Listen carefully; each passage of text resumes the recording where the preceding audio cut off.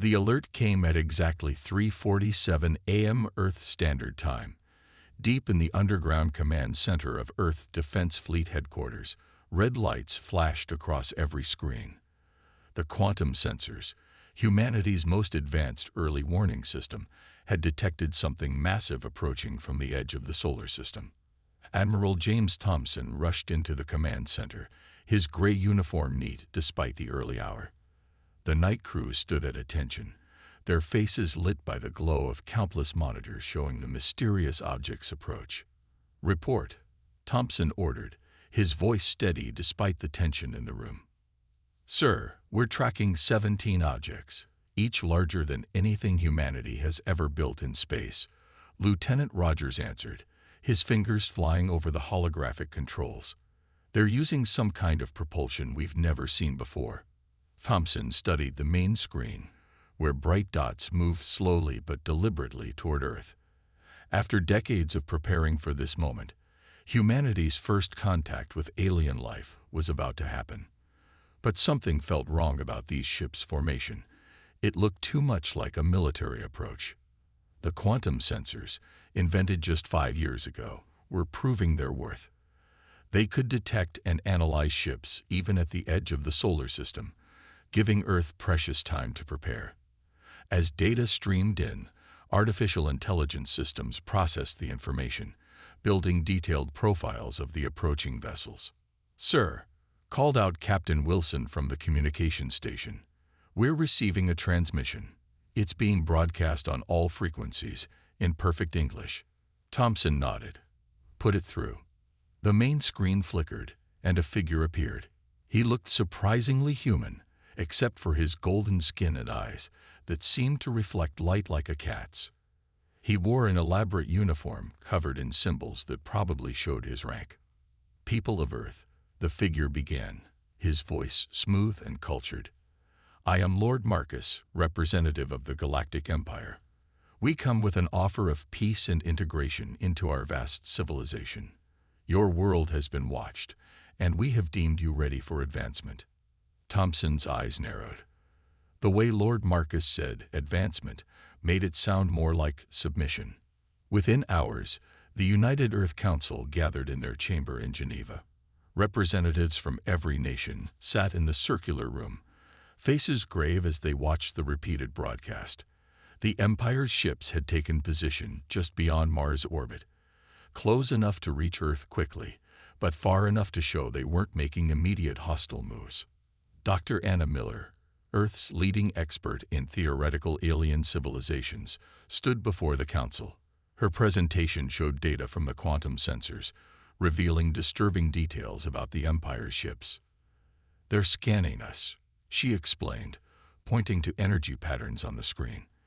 "Their ships carry enough weapons to glass a continent, but they're spending most of their energy on deep scanning of our defense systems, our cities, and our military installations."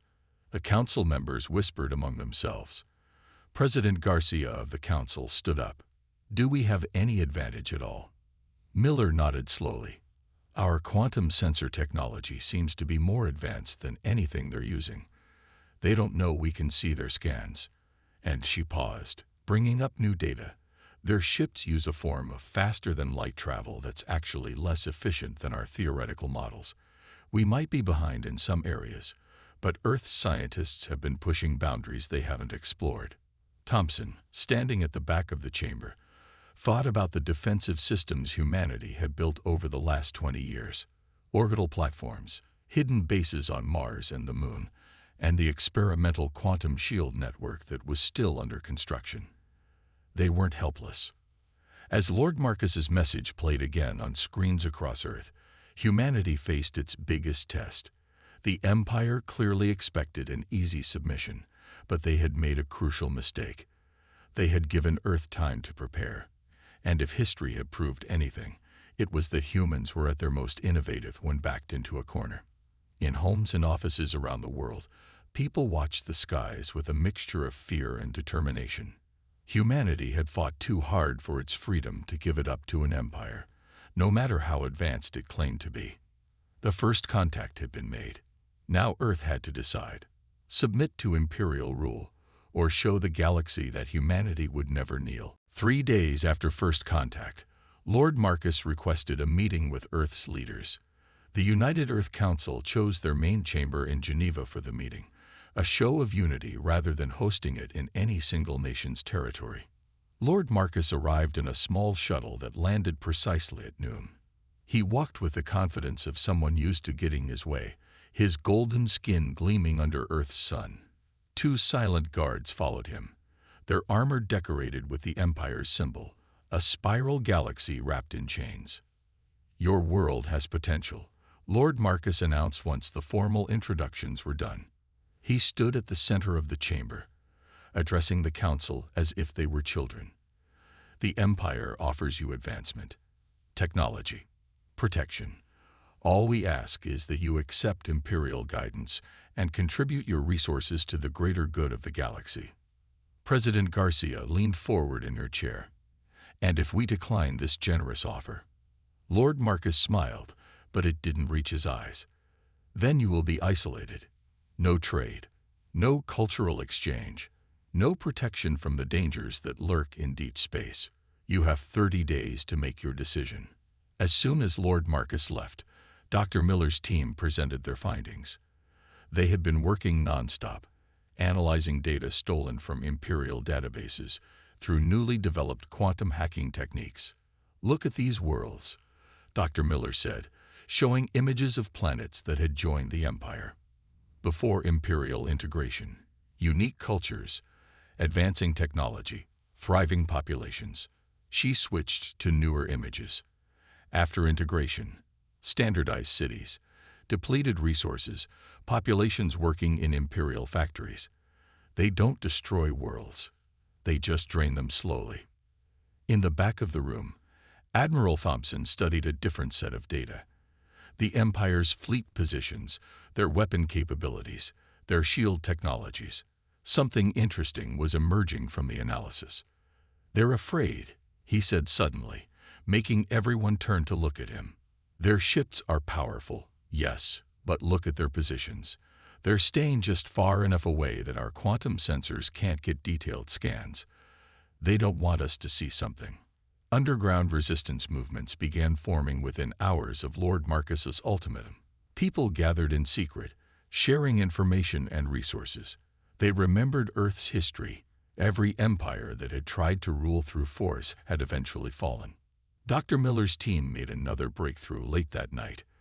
Their communication codes, she explained to the council in an emergency session. "They're based on mathematical principles we mastered decades ago. Their technology is advanced, but it's stagnant. They haven't had to innovate in centuries." The Empire had grown too comfortable, too confident in its superiority. They didn't expect resistance. They certainly didn't expect what happened next. In a hidden facility beneath the Antarctic ice, scientists tested a new version of the quantum shield.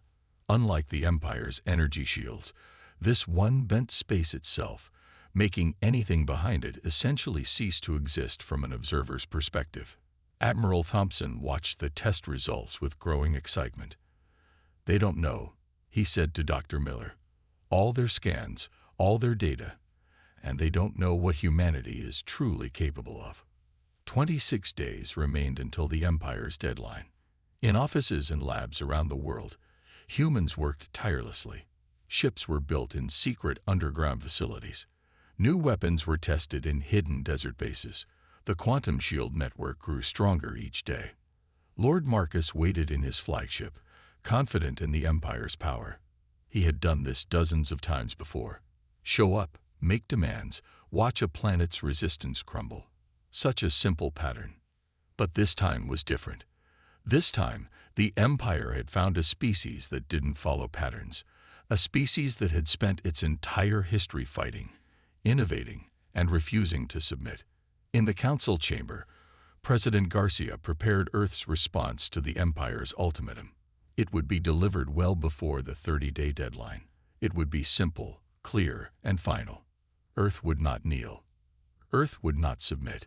And the Empire was about to learn why humanity had survived everything its own world had thrown at it. Deep beneath the Antarctic ice, Dr. Miller watched as the quantum shield flickered to life around the test facility.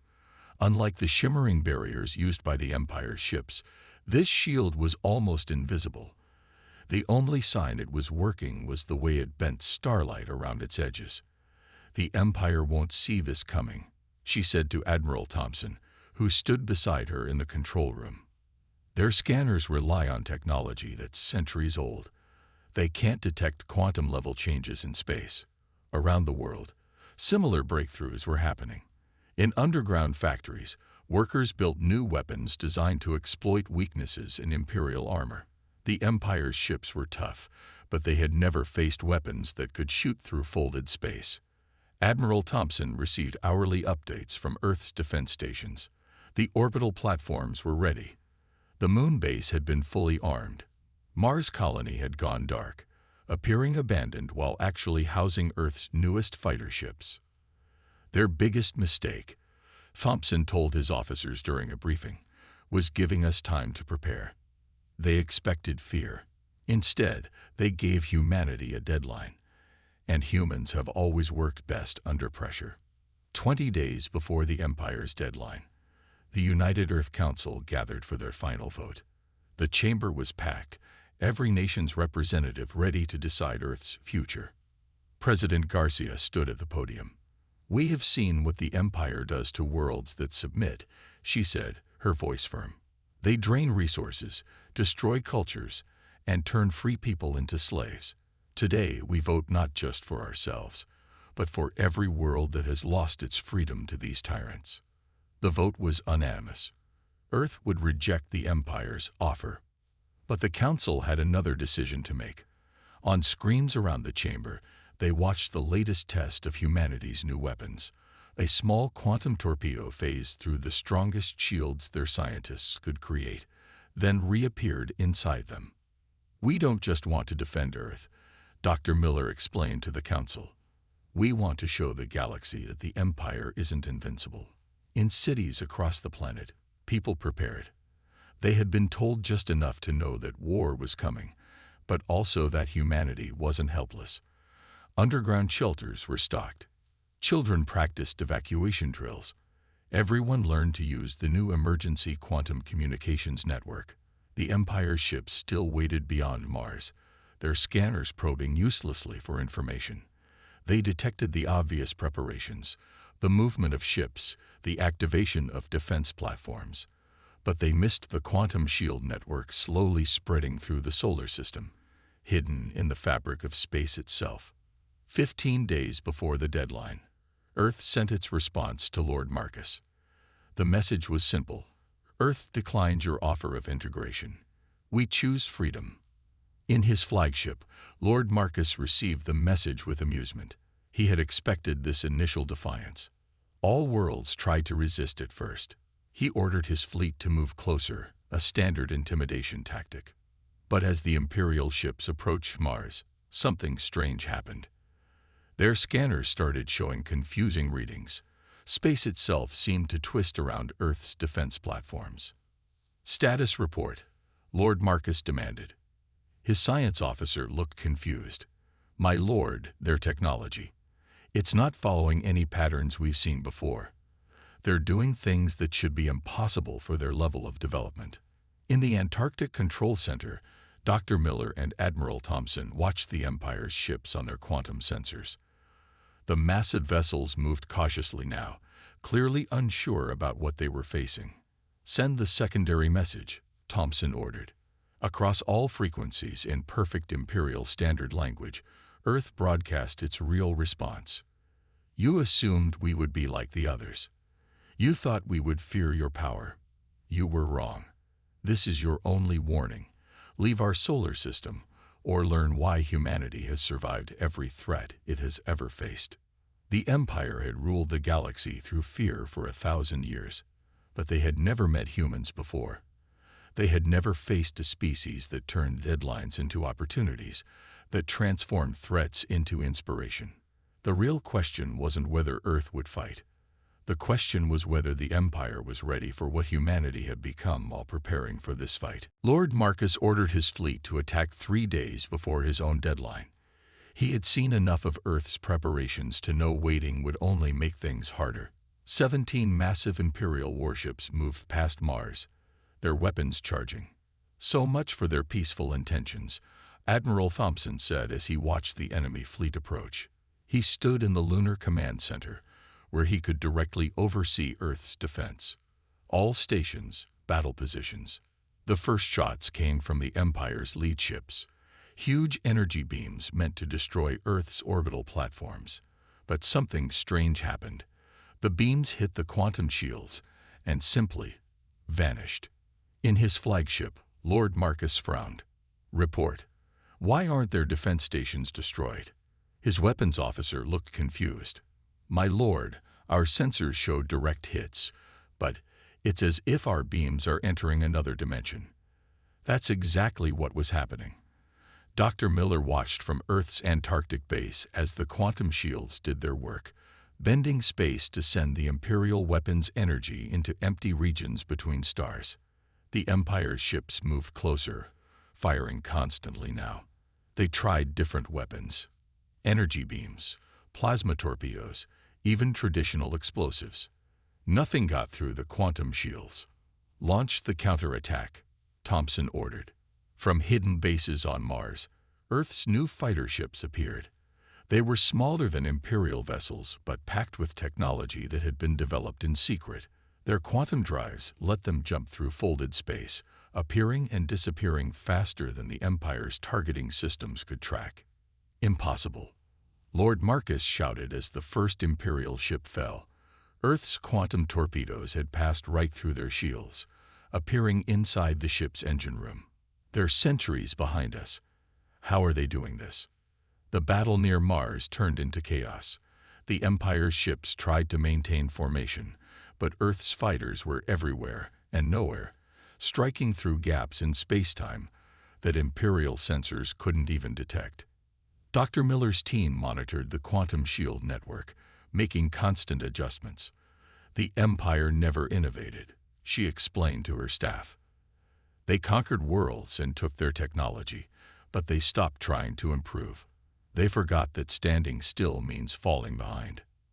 3 Imperial ships were down now. Their crews had escaped in lifeboats, which Earth's ships quickly collected. The Empire had never considered they might need escape plans. They weren't used to losing. Lord Marcus sent an angry message to Earth: "Submit now, or we will destroy everything." Admiral Thompson's reply was calm. "Look around you, Lord Marcus. You're not in a position to make threats anymore." The Empire's ships retreated beyond Mars, regrouping to assess their losses.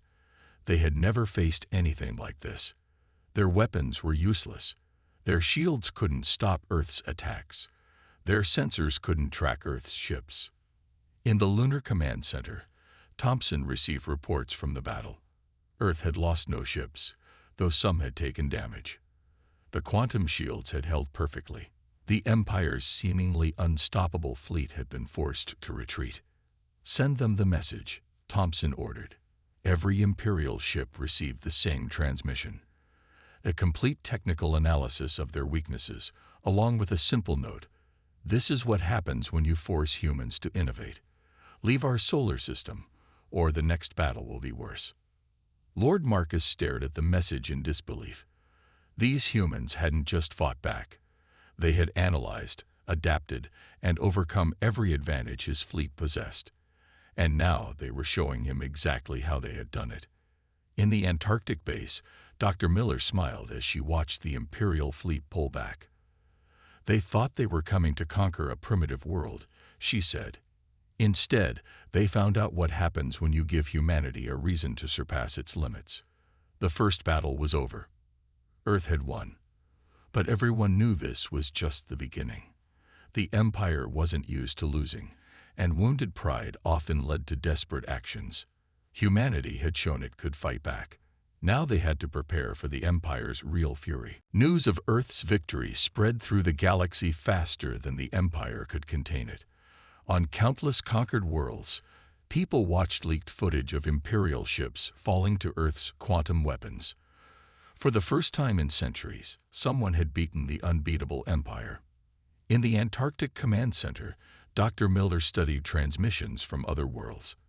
"They're reaching out to us," she told Admiral Thompson. "Worlds that have been under Imperial control for generations. They want to know how we did it." The Empire's response to their defeat was exactly what humanity had expected. They sent more ships. 30 new warships jumped into the solar system, joining the remaining vessels from the first battle. But Earth was ready. During the week since the first battle, the quantum shield network had grown stronger. Every asteroid, every piece of space debris now held tiny quantum transmitters, turning the entire solar system into one giant defensive web. "Their ships are different this time," Thompson noted as he studied the sensor readings. "Heavier armor, stronger shields. They learned from the first battle." Dr. Miller nodded. "But they're still using the same basic technology. They've made their existing systems bigger and stronger, but they haven't innovated. They can't. Their whole empire is built on using stolen technology, not developing new ideas." The second battle started differently than the first. Instead of attacking immediately, the Imperial fleet tried to jam Earth's communications. They didn't realize that quantum communications couldn't be jammed. The messages existed in multiple spaces at once. Earth struck first this time. Fighters jumped through folded space, appearing inside the Imperial formation. The quantum torpedoes had been improved, now carrying electromagnetic pulses that could shut down Imperial systems. "Report," Lord Marcus demanded as ship after ship went dark. His new flagship, twice the size of his old one, shook with each nearby explosion. "My lord," his tactical officer said, "their weapons, they're not just passing through our shields now. They're adapting to our countermeasures as we create them. It's like they're learning during the battle." That's exactly what was happening. Dr. Miller's team had developed artificial intelligence systems that could analyze Imperial defenses and adjust quantum weapon frequencies in real time. The Empire would find a way to block one attack, and Earth's weapons would immediately shift to a new approach. Across the galaxy, other worlds watched. Secret resistance groups that had hidden for centuries began to emerge. They saw how Earth fought, not with brute force, but with innovation and adaptability. "Send them our technical data," President Garcia told the Council. "Send everything we've learned about their weaknesses. Show the galaxy that the Empire isn't invincible." The Empire's propaganda machine worked overtime to contain the damage. They called Earth's victory a fluke, a lucky accident. But they couldn't hide the truth. Their ships were retreating again. And this time the defeat was even more complete. Admiral Thompson watched as the Imperial fleet jumped away from the solar system. "They'll be back," he said. "But next time, they won't be fighting just Earth." He was right. Already, messages were coming in from other worlds. They had studied Earth's quantum technology and found ways to adapt it to their own systems. The Empire's greatest weakness was being exposed. They had no defense against worlds that could think and innovate for themselves. In his flagship, Lord Marcus received an urgent message from Imperial High Command. They were not pleased. Earth wasn't just defeating their ships, it was threatening the very foundation of Imperial power. The fear that had kept worlds in line for centuries was disappearing. Dr. Miller looked at the latest sensor data and smiled. "The quantum revolution has begun," she said. "Earth didn't just defend itself. We showed the galaxy that evolution beats empire every time." The Empire had ruled through fear and stolen technology, but they had never faced a species that turned defeat into data, that saw impossible odds as an engineering challenge. They had never faced humanity. And now, they were about to face humanity, and all the world's humanity had inspired. 1 month after Earth's second victory, the first alien ship arrived. It wasn't an Imperial vessel. It came from Proxima Prime, a world that had been under Imperial control for 3 centuries. The ship's crew had used Earth's quantum technology, plans to slip past Imperial blockades. Admiral Thompson met their leader, Captain Wren, in the lunar base. Unlike the golden-skinned Imperials, Wren's people had blue scales and silver eyes. But the look of hope in those eyes was completely human. "Your quantum shields," Ren said, laying out data crystals on the meeting room table. "We've adapted them to our ships. 3 days ago, we drove the Imperial garrison from our world. We're free for the first time in 10 generations. More ships arrived each day. Some brought warriors ready to fight. Others brought scientists eager to share their own innovations. Earth's lunar base became a meeting point for the galaxy's resistance. Dr. Miller worked with scientists from 20 different worlds, combining their knowledge. Every species thinks differently," she explained to the council.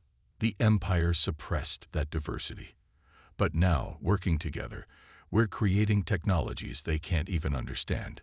The Empire wasn't idle. Lord Marcus faced harsh questions from Imperial High Command. The rebellion was spreading faster than they could contain it. Worlds that had been docile for centuries were suddenly fighting back with quantum-based weapons and shields. "These humans," Lord Marcus reported, "they don't just share their technology. They teach others how to improve it, how to think in new ways. Every world they help becomes a new threat." In the Antarctic base, Thompson and Miller watched a holographic map of the galaxy. Red dots showed Imperial-controlled worlds. Green dots showed free worlds. Yellow dots showed worlds in rebellion. The green and yellow were spreading like a wave. "The Empire made 3 big mistakes," Thompson said. "They threatened us. They gave us time to prepare. And worst of all, they showed us we weren't alone." Earth's quantum communication network now reached across hundreds of light years, letting resistance forces coordinate their attacks. Imperial ships would arrive at a world expecting an easy fight, only to find themselves caught between planetary defenses and ships from 3 different rebel worlds. President Garcia hosted a meeting of free world leaders in Geneva. Representatives from 50 planets gathered to form the Alliance of Free Worlds. Earth was offered leadership, but declined.